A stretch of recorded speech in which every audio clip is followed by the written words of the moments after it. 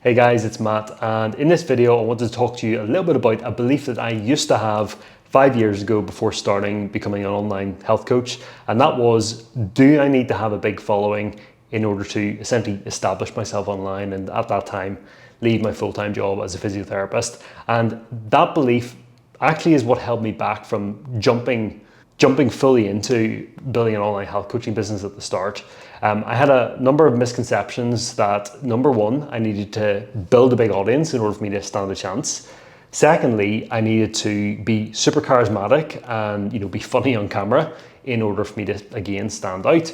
And also, I felt like the industry was saturated, and in order for me to acquire clients, I was going to have to compete with all these bigger names, all these bigger brands, and I had no chance because who had heard of Matthew Sinclair, health coach at that time, other than people in my local area, which weren't the people I was trying to serve, hence moving online.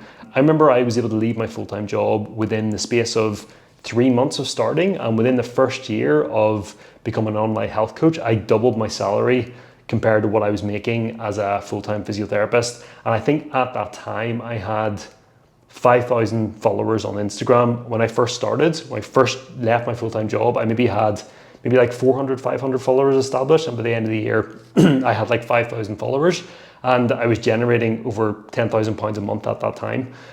So it's not necessarily about the amount of followers that you have. And there's a number of reasons as to why that's the case.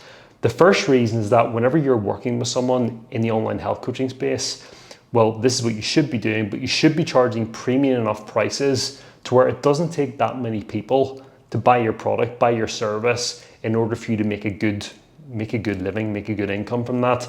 I think if you're going down the route of wanting to, and I wouldn't recommend this to anyone, if you are thinking that you need to sell thousands and thousands of low ticket products, low ticket services for £100 a month, then yeah, you're going to need to have a big following in order for you to do that. But if you're selling online health coaching, you should be charging a premium enough price to where the number of people that you work with is slightly less relevant. Let's say, for example, you sell a coaching package for £1,800, which is what I used to charge for a 16-week, 4-month program. If you sign 5 people up a month, that's nearly £10,000.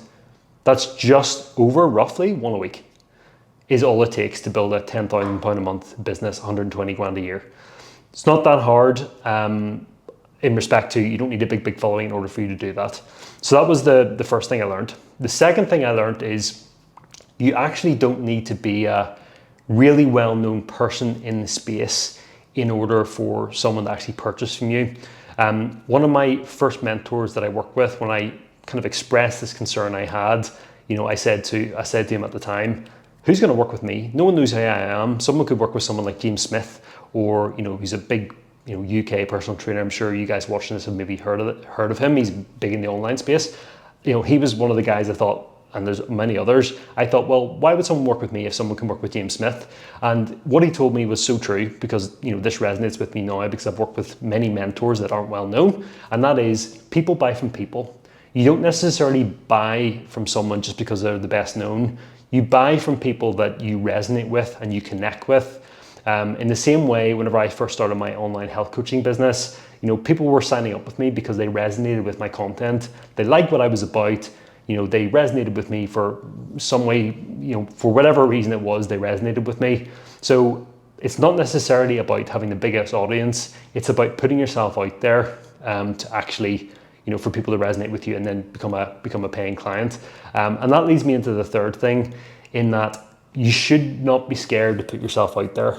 Again, this is one of the things that I think held me back at the start. Was I was scared about putting myself out there online because I was worried about what my family were going to think, what my friends were going to think, and actually probably what my colleagues were going to think. That was probably my biggest concern. I worried about putting educational content up there online in case one of my colleagues saw that and kind of thought, okay, the way he's describing that problem or that kind of solution to that problem, I don't agree with that. I'm going to comment below, and this is the kind of thought process I had in my head.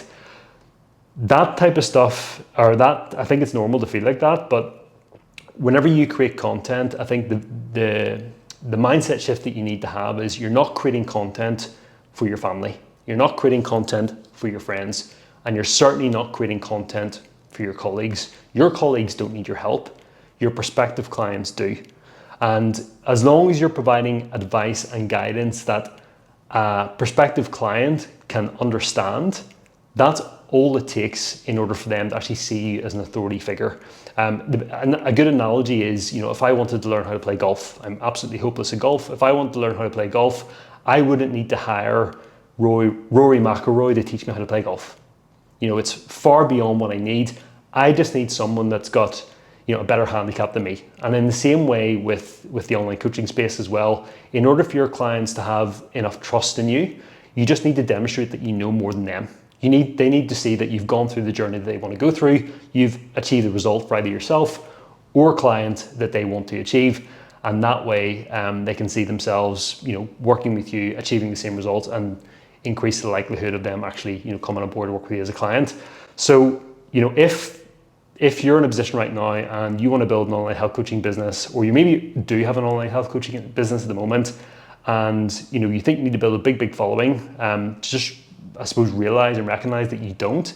It's more so about just putting yourself out there, getting people to resonate with who you are, charging premium enough prices to where it doesn't take that many people to actually purchase your service for you to actually make a good living from that.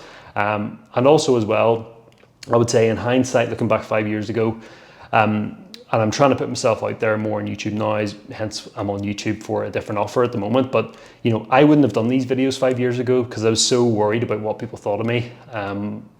But no one cares. No one cares. Everyone's in their own world anyway. Everyone's, they're only worried. People are only worried about how other people see them. They're not worried about, what you're doing. That's a thing that I had to kind of get over essentially. If you did want any guidance or any advice on, how to go about marketing your services online without having to have a big following, just drop a comment below, or you can follow me over on Instagram. Feel free to send me a message, and I'm happy to, guide you in any way, shape or form I can.